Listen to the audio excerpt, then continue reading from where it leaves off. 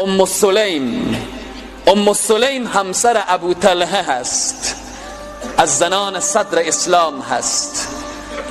اینها میگفتن زنان خوشبخت، زنانی بودن که خوشبختی دنیا و آخرت را انتخاب کرده بودن.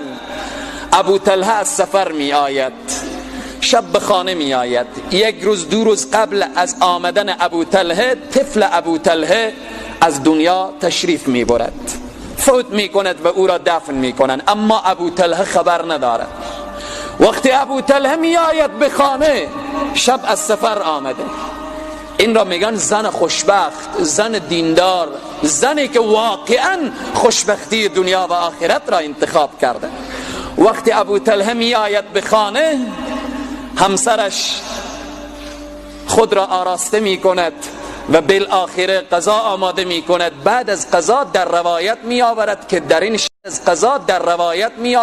در این شب ام سلیم با ابو طلحه هم بستر می شود، با شوهر خود. بعد از این که صبح می شود، هر لحظه ابو طلحه پرسان می کند از لحظه ای که آمده فرزندم کجا هست، جگرگوشه هم کجا هست. ولی مادر می گوید که فرزند تو آرام هست، آرام. صبح که می شود می گوید کجاست فرزندم.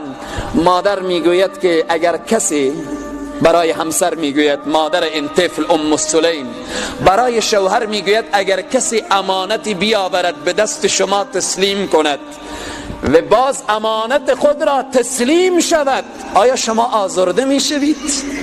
ابو طلحه می گوید نه خیر، آزرده نمی شوم. اینجا زن می گوید خداوند امانتی داده بود و امانت خود را گرفت. ابو طلحه بر می خیزد، حرکت می کند. ابو طلحه بر می خیزد، حرکت می کند به محضر نبی مکرم اسلام صلی الله علیه و سلم. یا رسول الله، ام سلیم دیشب چنین کاری و چنین عکس العملی و چنین صبر کرد.